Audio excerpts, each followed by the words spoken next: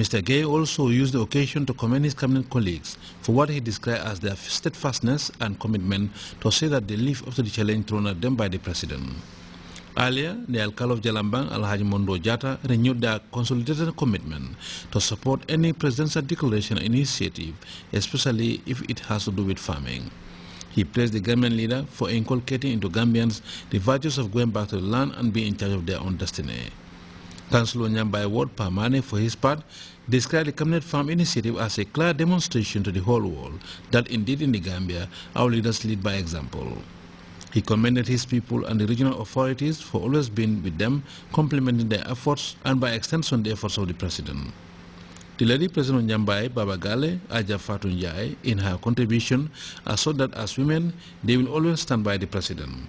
She said it is only by name that the maize farm belongs to the cabinet, but its true owners are the members of the community of Nyambai and Jalambang. Several other speakers, among them the Jalambang VDC chairman Anamanyasi, all expressed similar sentiments. For Grts News, I am Bakari Fati reporting.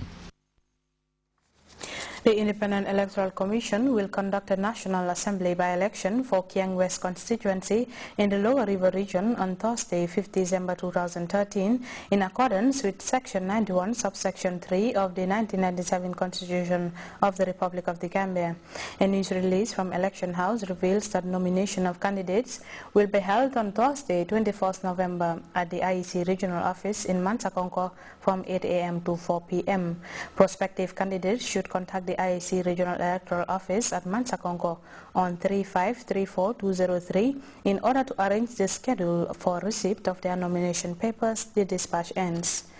The joint session of the Public Accounts and Public Enterprises Committee has unanimously voted to reject the audited accounts and financial statements of the National Council for Civic Education.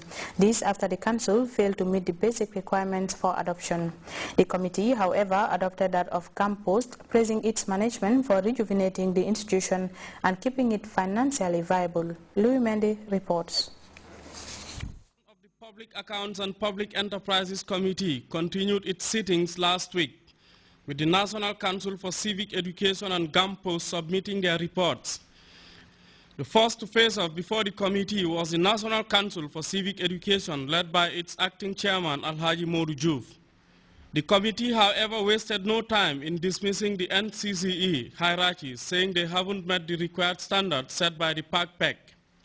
And earlier on, which we thought was a timely one, had come one along with your annual work plan, activity report. But with this wasn't signed and therefore unauthentic. And receiving the latest one, was barely an hour ago, showed that it was out of the law actually for us to be able to receive and accept this other document.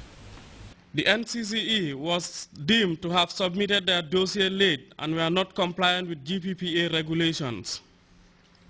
Alhaji Modu Juf and co left chambers, perhaps disappointed that they were not given the chances to explain themselves, and no date was set for their return. As the NCCE left, Gampos came next, led by its managing director, Fode Mohamed Jaite, who is credited for turning the fortunes of one of the oldest institutions in the country. Jaite told PAC-PEC that after enduring losses for the past 10 years, Gampos made a profit of $2 million last year, the first time in 4 years to achieve this. He, however, credited his staff for the achievements, saying they were hardworking and dedicated. The aim of our reform and development effort is to break the vicious cycle of poor financial performance and lack of adequate investment, which prevents improvements of service quality and network rehabilitation and expansion, which leads to lower staff morale, public confidence, and volumes. Jeffrey Rena, chairman of the board of directors, revealed that Gampos has not received any subvention since 2006 and urged the committee to carefully look at the finances of the institution very carefully. Members of the PAC-PEC were generally impressed with Gampos management for its handling of operations and finances. Some deputies, however, urged Gampos to improve on services such as its domestic money transfer as the only institution with nationwide money transfer services. Pamalik Mai of Lower Saloum believes there is still room for improvement. Particularly from the urban areas.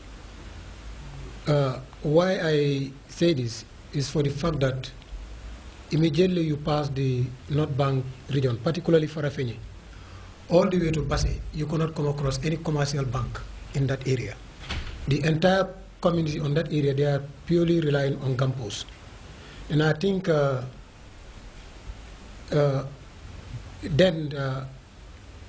the activities and programs of Gampos in that area should be seen very visible. Honorable Buba Aisane of Combo Central was concerned with the physical transfer of money by Gampos in public transport, calling the practice unsafe. He was, however, assured that it was safer to transport money on public transport than on motorbikes in remote parts of the country. The Gampos boss also announced plans to transform the institution in order to make it more responsive and relevant in this technological age. Tamunjai, the subject matter specialist, outlined his expectations of Gampos. Document postage appears to be a declining industry worldwide. And the same is affecting the print media. Now, having identified the threats that we're facing in this area, my question is, have you worked out a strategy, A, to cope with the current situation, and B, in the medium to long term, to strategically position yourself in the light of all that you have said, such that you can maintain a sustainable operation that is viable? The report was nonetheless unanimously adopted by PACPEC, much to the relief of Gampos management. Samuel Ba, GRTS. That report by Samuel Ba takes us to our first break. We'll be back with more news.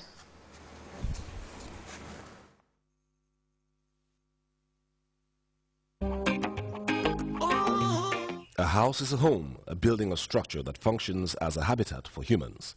It would normally have a floor, a wall, and roof, and the construction method doesn't need to be unfriendly to the environment, like sand mining from our beaches, or time-consuming and wasteful, tediously costly, or even overbearing in weight. You can put all these in the past with 3D panels. With 3D panels, you can get your construction going faster, cheaper, and more environmentally friendly. The installation process for 3D panels is easy and straightforward. The 3D panels have so many advantages over the cement block system, starting with over 50% savings on time. A few 3D panels replace hundreds of cement blocks, saving you time and in turn saving you money. You're talking about quality, comfort, design, flexibility, and virtually eliminating outside noises and water seepage. And the best news is that 3D panels are now locally manufactured here in Brikama in the Gambia. So make 3D panels a part of your next building project.